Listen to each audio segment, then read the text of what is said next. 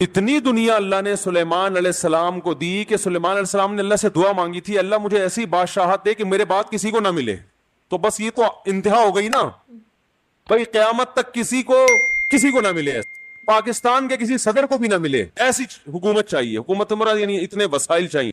تو اللہ نے سلیمان علیہ السلام کے ماتحت ہواؤں کو کر دیا، اور سمندر کے ہیرے جواہرات جو بھی قیمتی پتھر تھے وہ جنات نکال کے لاتے تھے، جنات کو تابع بنا دیا. اتنی زبردست حکومت.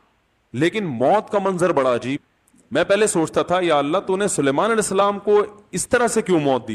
لاٹھی ہاتھ میں، اپنی شاہی کرسی پہ بیٹھے ہوئے، اور جنات کے ذریعے تعمیرات کروا رہے ہیں عمارتوں کی. اور جنات بہت ٹینشن میں، کیونکہ جن کسی کے قابو، یہ جو عامل کہتے ہیں نا جن ہمارے قابو میں، اصل میں یہ جنات کے قابو میں ہوتے ہیں. جنات ان کا کان موڑ ہوتے ہیں، اب یہ منتر پڑھ، چل اب یہ کر. جن ان کے قابو میں نہیں ہوتے. وہ تو سلیمان علیہ السلام کا معجزہ تھا کہ جنات کو قابو میں لے لیا انہوں نے. یہ کہاں سے، یہ کیا ان میں کون سے کچھ کیوں قابو آئیں گے؟ جن بولے گا تم ہو کیا، تمہاری اوقات کیا ہے؟ جنات کوئی چھوٹی موٹی مخلوق تھوڑی ہے. عمریں لمبی ہوتی ہیں جنات کی. ایک آدمی گیا فلیٹ میں، کسی نے بتایا یہ خالی فلیٹ ہے، اس میں جنات بھوت ہیں، نہیں جا. اس نے کہا کوئی جن ون نہیں ہوتا، خالی پڑا ہوا تھا بہت عرصے سے. وہ کہتے ہیں نا خالی عمارتوں میں جن بھوت آ جاتے ہیں. بہت عرصے سے خالی پڑا ہوا تھا، ان کو فنٹر بننے کا شوق. لوگوں نے کہا بھائی نہیں جا اس میں بھوت ہیں. اس نے کہا کوئی بھوت نہیں ہوتا. گیا، دروازہ نوک کیا، آواز آئی کون؟ کہنے لگا میں فلاں صاحب ہوں، آپ یہاں رہ رہے ہیں، میں نے سنا یہاں جنات ہیں. دروازہ کھولیے. اس نے دروازہ کھولا، عجیب سی گول گول آنکھیں. کہا بھائی میں نے سنا یہاں جنات ونات. کہہ رہے ہیں ایسی بکواس ہے، میں تو 500 سال سے رہ رہا ہوں، مجھے تو آج تک کوئی نظر نہیں آیا. میں تو 500 سال سے رہ رہا ہوں، مجھے تو ابھی تک کوئی نظر. یہ بے ہوش یہی جن تھا بھائی، 500 سال سے انسان تو نہیں رہ سکتا. اچھا یہ عامل لوگ نا یہاں بیوقوف بناتے ہیں. ہم نے صحابی جن کو دیکھا ہے، کیونکہ جب یہ سنتے ہیں نا کہ جنات کی عمریں لمبی، تو 1400 سال پرانا جن بھی نکال کے لے آئیں گے. یہ الو بنانے کے علاوہ کچھ بھی. صحابی جن کو دیکھا ہم نے، تابعی جن کو دیکھا ہم نے، اس جن کو دیکھا جس نے حضرت علی کی صحبت اٹھائی. سب بکواس کرتے ہیں. اور بعض ہمارے نیک لوگ بھی ان سے متاثر ہو جاتے ہیں، بڑے علماء بھی بعض ان سے متاثر ہو جاتے ہیں. ہمارے ہاں کسی چیز سے متاثر ہونے کے لیے بس اتنا کافی ہے کہ امکان کے درجے میں صحیح ہو. جیسے آپ کسی کو یہ بتا دیں نا کہ یہ کھانے سے یہ ہوتا ہے، تو امکان تو ہے نا کہ ہو سکتا ہے ہوتا ہو. ریسرچ ہے، ریسرچ بھائی امکان کافی ہوتا ہے ہمارے ہر. حالانکہ کسی بھی دعوے کے لیے امکان، بھائی میں دعویٰ کروں اس نے میرے 1 لاکھ روپے لیے ہیں، اگلا کہہ رہا ہے کیا دلیل ہے؟ میں کہتا ہوں ممکن تو ہے نا کہ تم نے لیے ہوں، تو اس سے دلیل، اتنی دلیل کافی ہوگی؟ او بھائی یہ امکان کافی نہیں ہے، گواہوں سے ثابت کرو کہ لیے. یا تو یہ اقرار کرے یا گواہوں سے ثابت کرو. ہمارے یہاں دیکھا جاتا ہے جادو نبی پہ جب ہو سکتا ہے تو ہو سکتا ہے اس پہ بھی ہوا ہو. وہ ہو سکتا تھوڑی دلیل ہوتی ہے. سمجھ میں نہیں آ رہی بات. امکان تھوڑی ہوتا ہے. ابو بکر پہ کیوں نہیں ہو گیا جادو، حضرت عمر پہ کیوں نہیں ہو گیا؟ اس کا مطلب آسان کام نہیں ہے. نبی پہ کیوں ہو گیا تھا؟ اس کی ایک وجہ تھی کہ وہ کہتے تھے نبی صلی اللہ علیہ وسلم جادوگر ہیں، تو اللہ نے آپ سے اس طعنے کو دور کرنے کے لیے ہونے دے دیا تھا، تاکہ لوگوں کو یقین ہو جائے کہ یہ جادوگر نہیں ہے. کیونکہ جادوگر پہ جادو نہیں ہوتا، اس میں حکمت نہیں. ورنہ یہ آسان کام نہیں ہے بیٹھے ہوئے کچھ بھی ساس کو بہو سے لڑا دیا. اپنی حرکتیں ٹھیک نہیں ہوتی، اور وہ جب پھٹے ہوتے ہیں تو بجائے اپنی حرکتیں ٹھیک کرو کہ یار کس میں فالٹ ہے اس کو صحیح کرو، فوراً کس پہ ڈال دیتے ہیں؟ ایک نئی جنگ چھیڑ دیتے ہیں. نند نے لڑوایا ہمیں، یہ نند نے ہمارے گھر میاں بیوی میں کیا کروایا؟ پھڈا. خود اپنی حرکتیں ٹھیک نہیں ہے، ڈال کس پہ رہے ہیں؟ کوئی جٹھانی پہ ڈال دے گا، کوئی نند پہ ڈال. ایک نیا جنگ. اب نند سے پہلے 2 آپس میں لڑ رہے تھے، اب تیسری جنگ بھی شروع کہ اس نے کیا. تو سلیمان علیہ السلام بیٹھے ہیں، اللہ نے دیکھو اتنی طاقت اور قوت دی کہ جنات کو آپ کے تابع بنا دیا. قرآن کہہ رہے جنات سخت ٹینشن میں محنت مزدوری کا کام کر رہے ہیں اور عمارتیں بنا رہے ہیں. یہ جو احرام مصر ہے عین ممکن ہے حضرت سلیمان علیہ السلام کی تعمیرات ہو. اتنی ٹینشن میں جنات، اور ادھر سلیمان علیہ السلام ایسے عصا ہاتھ میں لے کے بیٹھے ہوئے ہیں. اور قرآن کہتا ہے فلما قضینا علیہ الموت، ہم نے موت کا فیصلہ کر دیا. کیسے عجیب انداز ہے. ارے بھائی یہ تو بادشاہ پہلے بیمار ہوتے، اپنا جانشین کسی کو بنا کے جاتے، اور ان کی تو صحت بھی ایسی کہ حدیث صحیح بخاری میں 100 بیویاں ہیں. بھائی کمزور آدمی تو تصور صحیح کیا ہو جائے گا، ڈپریشن میں چلا جائے گا. کیا خیال؟ تو کیا خاندانی صحت ہوگی. پیغمبروں کو تو اللہ نے ویسے ہی بہت قوت دی ہوتی ہے، قابل رش صحت ہوتی ہے پیغمبروں کی. جنگ میں کمانڈر رہے ہیں، لڑائیاں لڑی ہیں جنگوں میں، اتنی زبردست صحت. اور بھائی آپ کی موت سے پہلے تو اللہ آپ کو بیمار کرتا، پھر علاج ہوتا، پھر طویل عرصہ، پھر بھائی نہیں بس اللہ نے موت دینی تھی تو دے دی, ایسے ہوتا نا. نا نا نا. اور پھر اتنی جائیدادیں, اتنا سب کچھ, تو پہلے اس کا سارا کیا کر لیتے ہیں, بانٹ بوٹ لیتے, جانشین بنا لیتے, میرے بعد یہ میرا خلیفہ ہے, یہ فلانا ہے, ڈمکانا ہے. ہو سکتا ہے سب کو یقیناً کیا ہوگا پہلے سے آپ نے, لیکن ہمارے ہاں یہ سارے کام کیے جاتے ہیں جب موت کے آثار ظاہر ہونا شروع ہو. ادھر قرآن کہہ رہا ہے فلما قضینا علیہ الموت, ہم نے سلیمان کو موت دینے کا ارادہ کیا. اور کس وقت, جب وہ بیٹھے ہوئے تعمیراتی کام کروا رہے ہیں جنات کے ذریعے اور انسانوں کے ذریعے. اور اللہ فرماتے ہیں ایسے فرشتہ آیا, روح نکال کے چلا گیا. انبیاء کا جسم موت کے بعد بھی خراب نہیں ہوتا. مرزا غلام احمد قادیانی کی قبر کھول کے دیکھو, اگر ایک ہڈی بھی بچی ہوئی ہے نا, ایک ہڈی بھی اس کمبخت کی باقی ہے, تو جو سزا دینا چاہو آپ دے. سمجھ رہے ہو, نبی کی کا جسم کبھی بھی خراب نہیں ہوتا. قادیانی ہو سکو اس کی ایک دفعہ قبر کھول کے دنیا کو دکھا دو, بس انبیاء کا جسم خراب نہیں ہوتا. تو قادیانی ہو سکتا ہے یہ گستاخی کریں کہ نبی صلی اللہ علیہ وسلم کی تو قبر کوئی کھول نہیں سکتا. تو بھائی نبی صلی اللہ علیہ وسلم کو ہم بھی نبی مانتے ہیں اور آپ بھی نبی مانتے ہیں, اور آپ پر تو اجماع ہے, بلکہ اس کو تو غیر مسلم بھی مانتے ہیں کہ آپ کی باڈی خراب نہیں ہوئی ہے, اس لیے کہ آپ صلی اللہ علیہ وسلم کے جسد اطہر کو قبر مبارک سے نکالنے کی بہت زیادہ کوششیں ہو چکی ہیں ماضی میں, غیر مسلموں نے کی ہیں سرنگیں بنا بنا کے. اس کا مطلب ان کو بھی پتا تھا کہ جسم کیا ہے, سلامت ہے. تو انبیاء کا جسم کبھی بھی خراب نہیں ہوتا. تو قرآن کہہ رہا ہے ادھر ٹیک لگا کے بیٹھے ہوئے ہیں سلیمان علیہ السلام, جسم سے روح نکلی ہے, اور پتہ نہیں کتنے دنوں تک اسی طرح ایسے ہی رہے. وہ چونکہ اس طرح سے ٹیک لگی ہوئی تھی کہ گرے نہیں ہیں. اب دیمک نے کھانا شروع کیا سلیمان علیہ السلام کی لاٹھی. ما دلہم علی موتہ الا دابۃ الارض تأکل من سأتہا. اللہ فرماتے ہیں زمین پر رینگنے والے کیڑے نے جب لاٹھی کو کھانا شروع کیا ہے, تو کتنے دن لگتے ہیں کیڑے کو لاٹھی کو کھانے میں, تو جب لاٹھی کو اتنا کھا لیا کہ بیلنس آؤٹ ہو گیا تو سلیمان علیہ السلام زمین پر گر پڑے. پھر جنات کو پتا چلا کہ بھائی ان کا تو بہت دن پہلے انتقال ہو چکا ہے. اللہ فرماتے ہیں کہ اگر جنات کو پہلے سے پتا ہو جاتا کہ ان کی موت واقع ہو چکی ہے, ما لبثوا فی العذاب المہین, تو اتنی سخت ٹینشن میں جو انہوں نے دن گزارے اس ٹینشن میں وہ دن نہیں گزارتے. جیسے ہی جنات کو پتا چلا کہ ان کا انتقال ہو گیا, جو جس نے جہاں اینٹ لگائی تھی نا وہیں چھوڑ کے بھاگ گیا. ان کو پتا تھا قیامت تک کوئی عامل کا باپ بھی مجھے قابو نہیں کر سکتا. جو کنسٹرکشن کا کام جہاں تک تھا نا وہیں سے جنات نکل لیے. ورنہ سلیمان علیہ السلام 2-4 عاملوں کے ذمہ لگا کے چلے جاتے, بھائی میں کسی بھی وقت دنیا سے جا چکا ہوں, جا سکتا ہوں, تو ان کو ذرا پکڑ کے واپس لانا, جو 2-4 اینٹیں رہ گئی وہ تو لگا دیں. ہیں بھائی, یہ قرآن کے الفاظ بیان کر رہا ہوں, ما لبثوا فی العذاب المہین. اللہ فرماتے ہیں کہ جنات کو پہلے سے پتا ہوتا نا کئی دن پہلے ان کا انتقال ہو چکا ہے, تو یہ اتنی سخت ٹینشن میں نہ ہوتے. وہ تو یہی دیکھ رہے ہیں ہماری نگرانی کر رہے ہیں ایسے, کیونکہ چہرہ بھی بالکل اسی طرح, چہرے پہ رونق اسی طرح جیسے زندگی کے آثار ہوتے ہیں, بالکل وہی کنڈیشن. سوال پیدا ہوتا ہے, دیکھو اللہ کے ہر کام میں حکمت ہوتی ہے کہ نہیں ہوتی.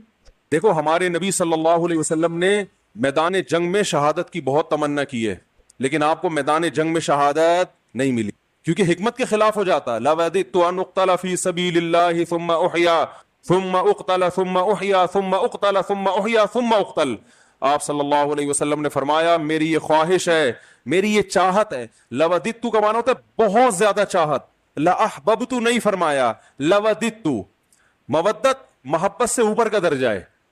میری بے پناہ خواہش ہے کہ میں اللہ کے راستے میں اقتلو, قتل کر دیا جاؤں, پھر زندہ کیا جاؤں, پھر اللہ مجھے میدان جنگ میں جانے کا موقع دے, پھر قتل کیا جاؤں, پھر زندہ کیا جاؤں, پھر قتل کیا جاؤں, پھر زندہ کیا جاؤں, پھر قتل کیا جاؤں. یعنی یہ شہادت اتنی پیاری چیز ہے کہ مجھے ایک دفعہ نہیں چاہیے, کم سے کم 4 دفعہ چاہیے. یہ کتنی تمنا نبی صلی اللہ علیہ وسلم کی. ظاہر ہے آپ خود دیکھو, جو اللہ کے لیے جان دے رہا ہو اور وہ ربی غیرت والا ہو تو وہ چھوڑ دے گا ایسے ہی. جان دینے سے بڑھ کر دنیا میں کوئی قربانی نہیں ہے. لوگ دعویٰ کرتے ہیں نا محبوب کے لیے کہ میں تمہارے لیے جان دے سکتا ہوں, یہ سب سے بڑا دعویٰ ہوتا ہے. دے نہیں سکتا وہ. محبوبہ کے چہرے پہ تھوڑی سی جھریاں آنے دو, پھر دیکھو کیا, پھر یہ جو 500 روپے بیلنس کے لیے دے رہا ہے یہ بھی نہیں دے گا. لیکن جو اللہ کے لیے جان دے گا میرے بھائی, تو اللہ تو جواد اور کریم بھی ہے, وہ تو تھوڑے پہ بہت نوازتا ہے. تو اللہ کے نبی نے فرمایا ایک دفعہ شہادت نہیں چاہیے, اتنی قیمتی چیز ایک دفعہ. اور نبی صلی اللہ علیہ وسلم نے فرمایا دیکھو اس لیے میں کہتا ہوں جو بارڈر پہ ہمارے فوجی لڑ رہے ہیں نا, ان کی قدر کیا کرو, یہ ہماری زندگیوں کے محافظ ہیں. جو ہمارے ملک کے محافظ ہیں وہ ہمارے ایمان کے اور ہمارے دین کے محافظ ہیں یا نہیں ہیں؟ تو کافر تو کھا کے ختم کر دے ہمیں 2 منٹ کے اندر. جو شہادت دینے والا ہے اس کو ہلکا مت سمجھو. جو بھی جہاں بھی اللہ کے لیے لڑ رہا ہے, مسلمانوں کا دفاع کر رہا ہے, اللہ کے ہاں اس کا مقام ہلکا نہیں ہے, بہت بڑا مقام ہے. ہم تو باتیں کر رہے ہیں, جو پریکٹیکلی لڑ کہیں بھی ہو دنیا میں, جو بھی اللہ کے لیے لڑ رہا ہے, اللہ کی نظر میں اس کا مقام کم نہیں ہے, بہت بڑا مقام ہے. تو نبی صلی اللہ علیہ وسلم نے فرمایا قیامت کے دن شہید کو لایا جائے گا, اسے جنت کی نعمتیں دی جائیں گی, اللہ اس سے پوچھیں گے بچا تجھے کچھ اور چاہیے؟ وہ کہے گا اللہ تو نے ساری نعمتیں مجھے دے دی, جنت میں حوریں مل گئیں, شہد کی نہریں مل گئیں, دودھ کی نہریں مل گئیں, اور کیا چاہیے؟ الم تبیض وجوہنا, تو نے ہمارے چہروں کو کیا کر دیا؟ سفید. اللہ کہے گا پھر بھی؟ تو کہے گا ایک تمنا ہے اگر تو دے سکتا ہے, یعنی دے سکتا کا مطلب تیرے قانون کا حصہ ہے کہ تو وہ دے گا لوگوں کو. وہ تمنا یہ ہے کہ اللہ دنیا میں دوبارہ بھیج, دوبارہ تیری راہ میں لڑوں اور دوبارہ قتل کیا جائے, کیونکہ جو تیری راہ میں مرنے کی لذت تھی وہ لذت جنت میں حاصل نہیں. وہ ایک الگ ہی چیز ہے. یہ احساس انسان کو بڑا کر دیتا ہے کہ میں کس کے لیے جان دے رہا ہوں, اللہ کے لیے. تو وہ مزہ نہیں ہے. یہ جسمانی لذتیں ہیں جو جنت میں آ رہی ہیں, وہ لذت تھی روحانی, وہ لذت نہیں ہے. تو 4 دفعہ نبی صلی اللہ علیہ وسلم نے شہادت کی تمنا کی ہے کہ بار بار یہ عمل ہو, اور آخر ختم کس پر کیا؟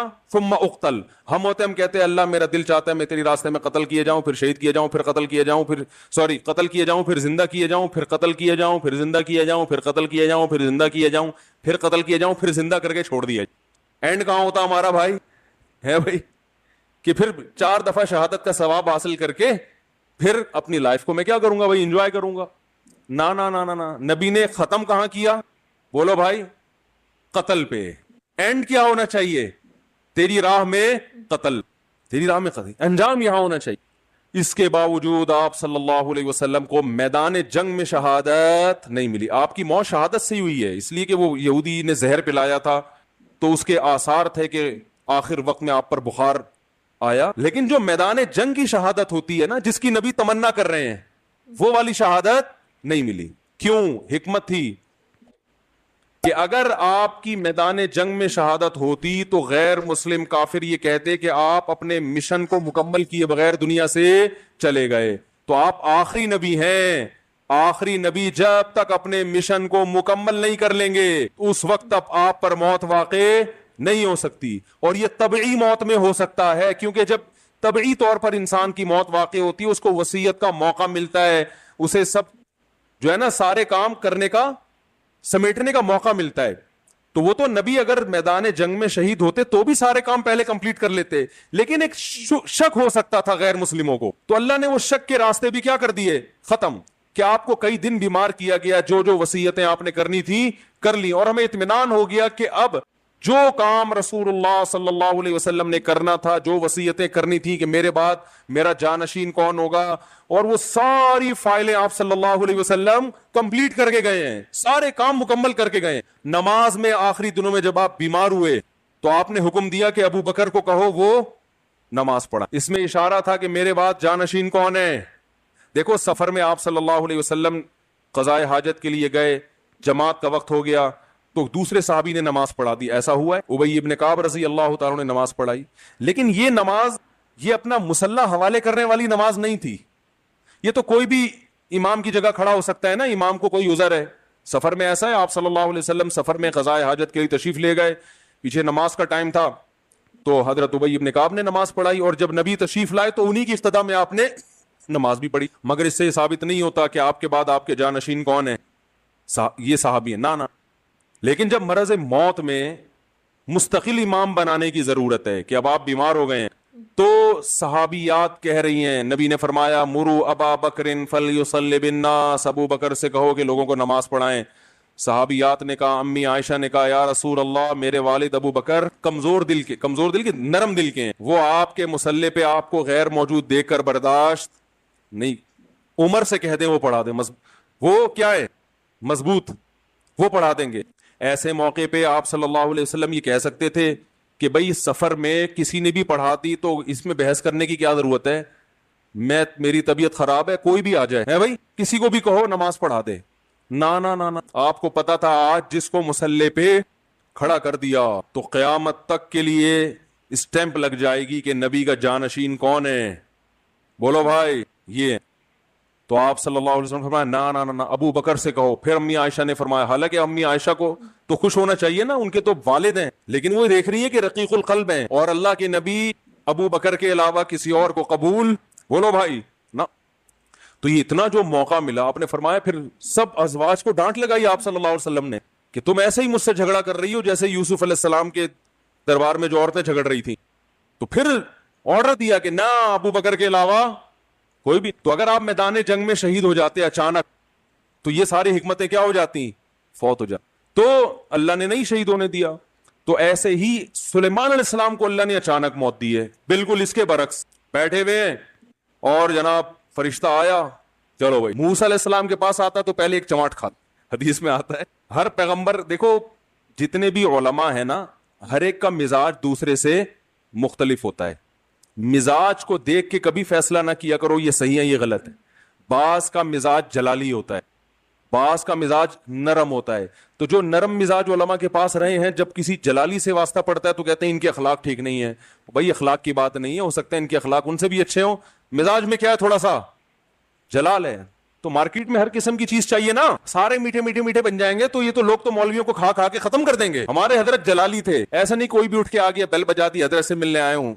فرمایا بھائی ٹائم ہوتا ہے ہر چیز. بڑے بڑے آفیسر آتے تھے حکومت کے, حضرت لفٹ نہیں کراتے تھے, ٹائم ہے اس پہ آؤ گے بیٹھیں گے, اور فالتو بات کرنے کی اجازت حضرت کے پاس. تو بات کرنے سے پہلے آدمی سوچتا, اس لیے کہ وہ کام تھا ان کا, سارا دن مصروف تھے. اگر وہ اس طرح سے بیٹھ جاتے ٹھیے لگا کے, لوگ تو آئیں گے لائن لگے.